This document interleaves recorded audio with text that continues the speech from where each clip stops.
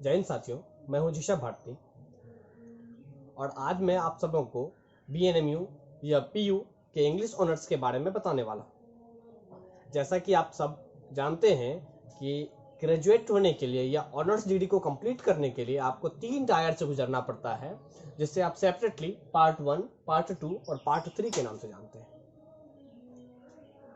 अगर आपने English honours चुना है तो कॉन्ग्रेचुलेशन।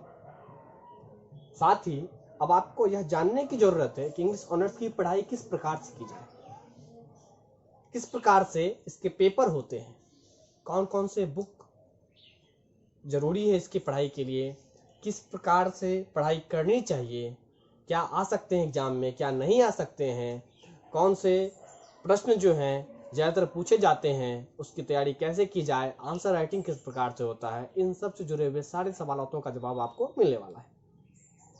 बस हमसे जुड़े रहें। साथ ही आप जाने यहाँ पर कि यदि आपने इंग्लिश ऑनर्स लिया है तो आपके इंग्लिश ऑनर्स यानी कि पार्ट 1 के अंतर्गत जो आपका इंग्लिश ऑनर्स है वो आपके 2 पेपर के होंगे, जिसे आप सेपरेटली पेपर 1 और पेपर 2 के नाम से जानते हैं। यानी आपको पार्ट 1 में इंग्लिश के 2 एग्जाम देने होंगे, पेपर 1 और पेपर 2। 100 नंबर के होते हैं। सब्सिडरी के अंतर्गत भी आपको 2 पेपर करने होते हैं। ये कुछ भी हो सकता है। यदि आपने हिस्ट्री चुना है तो ठीक है, पॉलिटी चुना है तो ठीक है, geography, psychology, sociology, music etcetera जो भी आपने लिया है, कोई 2 पेपर आपको देने होते हैं। और एक होता है आपका MIL यानी हिंदी। इस प्रकार से आपका पार्ट 1 500 नंबर का होता है और सेम यही पैटर्न आपको पार्ट 2 पर भी अप्लाई होता है। पार्ट 2 में भी आपको इंग्लिश के 2 एग्जाम देने होते हैं, जिससे आप पेपर 1 और 2 तो हो चुका ना, अब पेपर 3 और पेपर 4 के नाम से जानते हैं। इसी प्रकार से जो पेपर आपने सब्सिडरी के तौर पे पार्ट 1 में दिया था, वही पेपर आपको सब्सिडरी के नाम पर पेपर 2 में भी करने होंगे, जिसको आप 3 और 4 कहेंगे। फिर वही बात आपका MIL एक हिंदी, यानी आपको 500 नंबर के पेपर हो जाते हैं।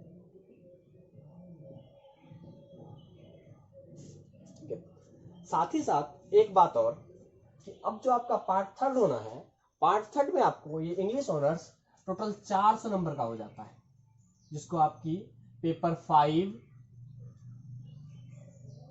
पेपर 6,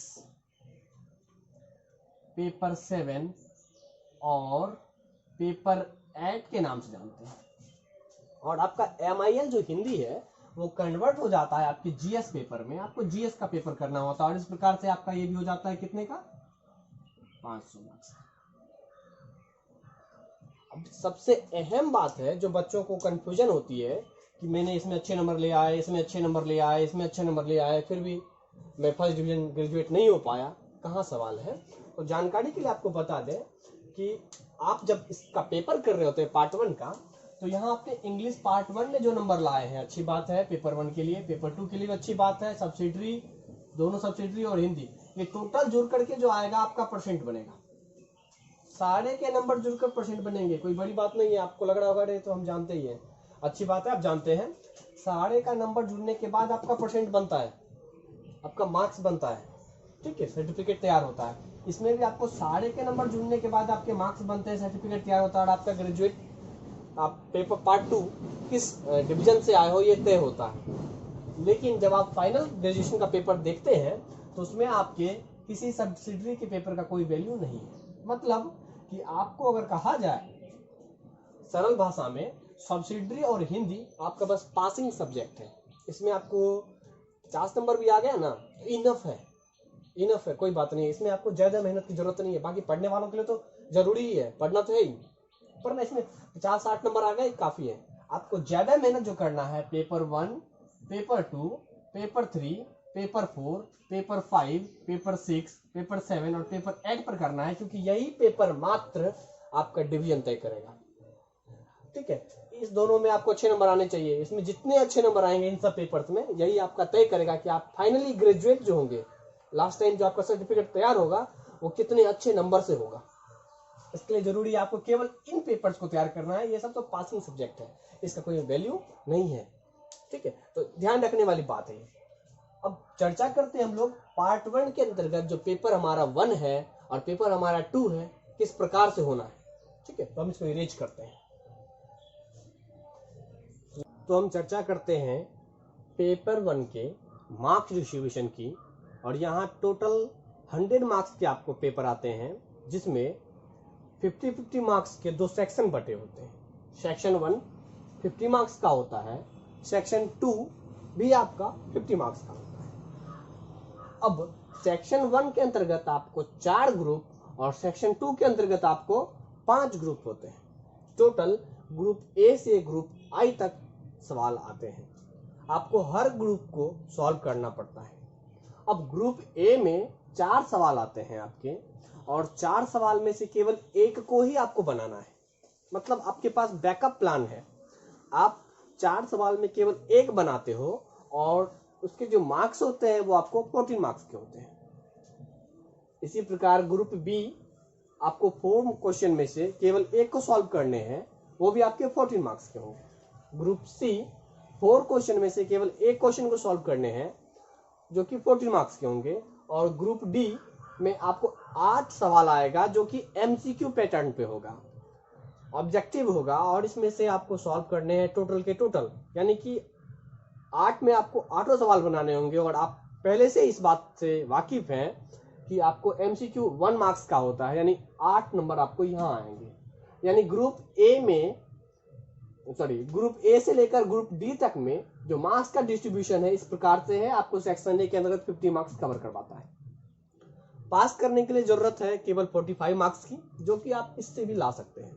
पर बेहतरीन रिजल्ट के लिए आपको सेक्शन 2 पर भी कमांड की जरूरत है। और जैसा आप जान रहे हैं, ग्रेजुएशन का सिलेबस थोड़ा सा विस्तार से होता है, बड़ा होता है, अलग अलग तरह के सवाल आते हैं। इस कारण ही को इतने सारे ग्रुपों में बांटा गया है। अब ग्रुप ई के अंतर्गत 3 सवाल पूछे जाते हैं, उसमें से केवल एक बनाने हैं, और ये 12 नंबर के होते हैं। मतलब आपके पास ना बैकअप प्लान घट गया, कहाँ 4 कहाँ 3, नंबर भी तो घट रहे हैं। खैर चलेगा, क्यों? क्योंकि वर्ड लिखने के जो लिमिटेशंस थी हमारी, वो भी कम हो रही है। 12 नंबर के आते हैं। ग्रुप एफ बिल्कुल वैसा ही, 3 क्वेश्चन में आपको एक सॉल्व करने हैं, 12 नंबर के आते हैं। ग्रुप जी में भी 3 क्वेश्चन में केवल एक सॉल्व करने हैं, जो कि 12 नंबर के आते हैं। और ग्रुप एच जो है, यहाँ बदल जाता है रूप। यहाँ आपको 6 क्वेश्चन होते हैं, और इस 6 क्वेश्चन में से 2 क्वेश्चन सॉल्व करना पड़ता है। हर क्वेश्चन मात्र 3 नंबर के होते हैं, यानी कि आपके टोटल 6 नंबर कवर हुए। और इसी प्रकार होता है ग्रुप आई। ग्रुप आई में आपको 8 सवाल होते हैं, और 8 सवाल में से 8 सवाल आपको बनाना होता है, क्योंकि यहाँ पर चेंज करने वाला सवाल आता है। पैटर्न अलग होता है। पैटर्न क्या होगा सवाल का, कौन से सवाल आएंगे, इंपोर्टेंट टॉपिक क्या होगा, सब टॉपिक क्या होगा, थीम क्या होता है, हम आपको हर वो छोटी छोटी बातें बताएंगे। इसके लिए कौन से बुक रिकमेंड की जाती है, किस बुक को पढ़ना चाहिए, वो भी हम आपको बताते हैं। हर सवाल 1 नंबर के यानी 8 नंबर के आते हैं। टोटल कहा जाए तो ये भी 50 नंबर हो गए। इस प्रकार से 50 नंबर और 50 नंबर 100 नंबर का आपका पेपर 1 हुआ। तो हम लोग बात करते हैं सेक्शन 1 के इंपोर्टेंट टॉपिक्स की। जैसा कि आपको मैंने बताया, सेक्शन 1 में 4 ग्रुप होते हैं, group A, group B, group C और ग्रुप डी। तो क्या क्या सवाल उससे आते हैं।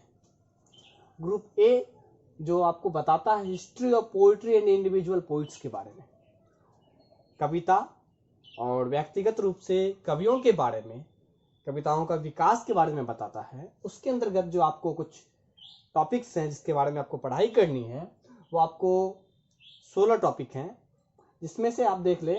पहला Elizabethan lyrics and sonnets, metaphysical poetry, 18th century poetry, precursors of romantic revival, pre Raphaelite poetry, Victorian poetry, symbolist movement in English poetry, imagist poetry, war poetry, modern poetry, Donne यानी John Donne के बारे में, John Milton के बारे में, Alexander Pope, William Wordsworth और T S. Eliot के बारे में। ये कुछ पोइट्स हैं, ये सब पोइट्स हुए, इंडिविजुअल पोइट्स हुए, और ये सब पोइट्री। इनके बारे में आपको सवाल आते हैं और इनके बारे में पढ़ना है। इसमें टीएस इलियट बहुत अहम है, क्योंकि देखिए टीएस इलियट यहाँ भी है, यहाँ भी है और यहाँ भी है, बहुत ज़्यादा अहम है आपको पार्ट 1 के लिए। ग्रुप बी के अंतर्गत आप पढ़ते हैं ड्रामा के बारे में। यहाँ पोइट्री पढ़ा आपने और यहाँ आपने पढ़ा है ड्रामा। ड्रामा के बारे में आपने पढ़ना है, ठीक है। और कुछ ड्रामेटिस्ट के बारे में भी देखिए यहाँ पे pre Elizabethan drama, Elizabethan drama, university wits, restoration drama, modern verse drama, modern prose drama. और ये जो आपको ड्रामेटिस्ट हैं विलियम शेक्सपियर, बहुत ही गजब के हैं और इनकी कुछ ड्रामा के बारे में आपको सिलेबस में है जो पढ़ना है और मैं आपको बताऊंगा, इन सब के बारे में आपको बताऊंगा। आप बस कंटिन्यू बने रहें और हमें सपोर्ट करते रहें। बेन जॉनसन के बारे में, George Bernard Shaw, TS Eliot के बारे में, इतना सारा पॉइंट आपको पढ़ना है ग्रुप बी के अंतर्गत। इसमें से आपको 4 सवाल आएंगे और 1 के जवाब देने हैं। इतना सा 10 में से 4 आ ही जाएंगे, 1 का जवाब देना है। समझ रहे हो ना आपके पास कितना बैकअप प्लान है। चलिए, ग्रुप सी के अंतर्गत आप पढ़ते हैं फिक्शन, प्रोज और इंडिविजुअली ऑथर्स के बारे में। तो टीएस इलियट ऑथर भी हैं, टीएस इलियट ड्रामेटिस्ट भी हैं और टीएस इलियट एक पोइट भी हैं, ध्यान से। तो यहाँ पर जो आप पढ़ रहे हैं प्रोज में, आपको पढ़ना 18th century fiction, Victorian fiction, modern psychological fiction, modern short story, 18th century prose, 19th century prose, modern prose, Charles Dickens के बारे में ये ऑथर हैं आपके, ठीक है। डीएच लॉरेंस के बारे में, बर्ट्रैंड रसेल के बारे में, टीएस इलियट है आपका और सेले है। इतना आपको पढ़ना है ग्रुप सी के अंतर्गत। यहाँ भी आपको 4 सवाल आएंगे और 1 के जवाब देने हैं, ठीक है। तो 12 हो गए, यहाँ तो बढ़ गया थोड़ा सा, खैर कोई बात नहीं। 12 है और 12 में से आपको 4 पूछे जाएंगे और केवल 1 के जवाब देने हैं। जबकि ग्रुप डी में आपको एमसीक्यू होगा और इन्हीं सबों से होगा एमसीक्यू। मतलब सेक्शन 1 आपका कंप्लीट। इतना आप तैयार कर लो, आपका सेक्शन 1 कंप्लीट। आप इसको नोट कर लेना। अब हम बात करते हैं सेक्शन 2 की। तो पहले जैसे मैंने बताया कि सेक्शन 2 में आपको 5 ग्रुप का सामना करना पड़ेगा। Group E, group F, group G, H और आई। आपको मैं साफ साफ बता दूं कि बच्चों के नंबर पार्ट 1 के पेपर 1 में कम आते हैं। इसका मुख्य कारण होता है ग्रुप एच और ग्रुप आई, क्योंकि जो सवाल आते हैं उसका जवाब आपको गैस पेपर, गाइड वगैरह कहीं नहीं मिलने वाला। बहुत कम ही चांसेस हैं, 10% चांस है कि इसमें पूछे गए सवाल का जवाब आपको गैस पेपर या गाइड में मिल पाएगा।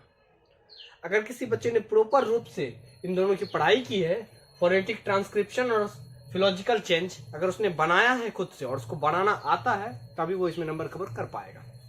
अन्यथा उसके नंबर यहाँ पर कट जाते हैं। तो तकरीबन 14 नंबर, 15 नंबर उसका यहाँ घट जाता है, जिस कारण उसके ग्रेड कम आते हैं। तो आपको ज्यादा मेहनत की जरूरत यहाँ पर है, क्योंकि इसमें फाइनल नंबर उतने आएंगे ही आएंगे। चलिए, तो हम बात करते हैं ग्रुप ई, एफ और जी की। तो ग्रुप ई में पढ़ना होता है हमें हिस्ट्री ऑफ इंग्लिश लैंग्वेज की। जैसे हमने पढ़ा पोइट्री सेक्शन की, प्रोज सेक्शन की, उसी प्रकार से इंग्लिश लैंग्वेज का इतिहास पढ़ेंगे हम लोग। अब इसके अंतर्गत जो आपको टॉपिक्स है वो केवल 7 टॉपिक है। Old English period, classification of language, Indo European family of language, origin of English language, बहुत अहम है ये सवाल। अगला, characteristics of Old English dialect, Grimm's law, Verner's law. आपको पता है ग्रीन्स लॉ, वर्नर्स लॉ ना पर्टिकुलरली भी पूछ देता है, कभी कभी पूछ देता है ग्रीन्स लॉ को बताओ, वर्नर्स लॉ को बताओ।